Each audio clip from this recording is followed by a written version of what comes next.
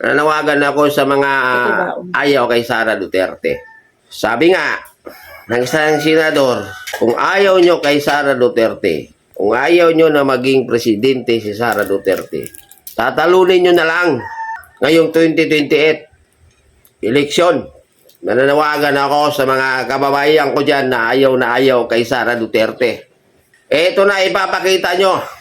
Patunayan nyo na ngayong 2028, ipakita nyo sa isang senador na nagsabi ng ganyan na kaya nyong talunin o hindi mangyayari na magiging presidente si Sara Duterte.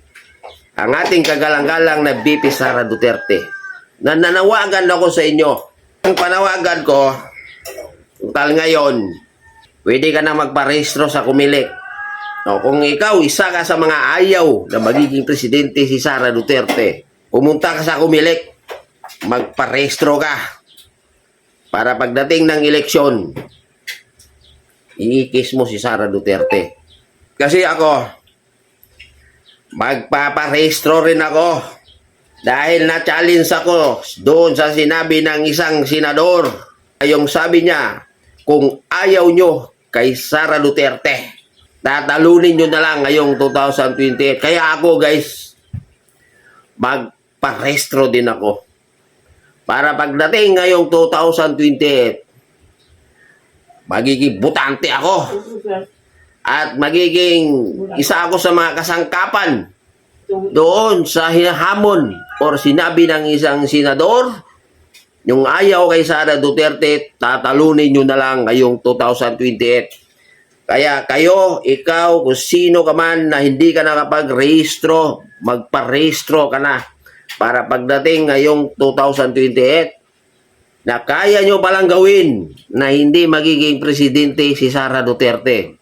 Kasi kung ayaw nyo at wala naman kayong gagawin kundi mag-rally ng mag-rally, magbatikos ng magbatikos, pero hindi naman kayo nagpaparehistro, walang kwenta yung rally nyo, batikos nyo at kung ano-ano. Para matatalo mo si Sara Duterte ngayong 2028, magparehistro ka.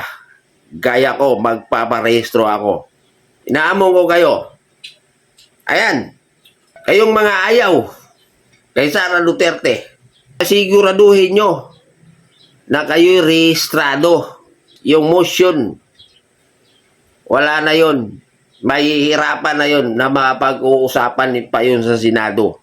Kasi unanimous ang desisyon ng Korte Suprema. At nakikita na rin ng mga ng Korte Suprema na wala na. Nilagay na sa isang tabi ang impeachment case ni Sara Duterte. Pues, ito na lang talaga ang alas nyo. Yung motion, wala na yon. Napakaliit ang tsansya na may magagawa pa yung motion. Pero ang laki ng tsansa nyo, yung mga ayaw kay Sara Duterte, kung kayo magpaparehistro. At siyempre, dahil ayaw nyo, huwag nyong iboto. Yun, malaking tsansa yon na may sa katuparan nyo ang inyong mga pangarap, ang inyong mga hinaing, no? Ang inyong mga kagustuhan na may impeach at hindi magiging presidente si Sara Duterte. I begging you, please, magparehistro kayo para mapigilan nyo ang pagiging presidente ni Sara Duterte. Kasi last year or maybe this year, no, nagbitaw ng salita si Sara Duterte na ngayong this coming 2028 ay tatakbo siya ng presidente. Nag-file kayo ng impeachment para hadlangan or mapigilan ang pagtakbo ni Sara Duterte. Pero nabigo kayo dahil binasura yung impeachment case ni Sara Duterte. Pues ito na yung pagkakataon nyo. Ito yung pinakahuling baraha nyo na mapigilan nyo si Sara Duterte na magiging presidente ng Pilipinas. Dahil ako guys na nagparehistro din ako, magpaparehistro ako para madagdagan Pag nagparehistro ako at nagbuto ako, pangdagdag yon, no? Para magiging presidente si Sara Duterte. Kaya kayong mga ayaw kay Sara Duterte, pues magparehistro kayo para madagdagan yung boto na ayaw kay Sara Duterte. Pero ako magparehistro din ako para i-counter ko kayo. Ang boto ko ay counter ko yan sa inyo na mapipigilan ko rin kayo, no? Sa pamagitan ng aking boto. Kaya kayong mga ayaw kay Sara Duterte, I suggest you, each one of you, if you are not, kung hindi ka pa narehistro, I begging you, please, magparehistro na kayo.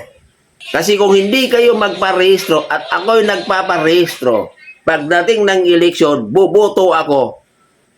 Malaking epekto yun sa inyo. Huwag niyong sayangin ang pagkakataon nyo or yung isang alas nyo na mapigilan si Sara Duterte. Ang tanging paraan nyo lang is kailangan this coming election 2028, kayong mga ayaw kay Sara Duterte ay butante kayo. Kasi kung hindi kayo butante, kahit anong nyaw-ngaw nyo, kahit anong stress ang gagawin nyo, wala kayong magagawa kasi hindi kayo butante. Kaya ngayon pa lang, magparehistro kayo para magsasalpukan yung ating mga boto. Ang boto ko na gusto kong maging presidente si Sara Duterte at ang boto nyo na ayaw nyo kay Sara Duterte.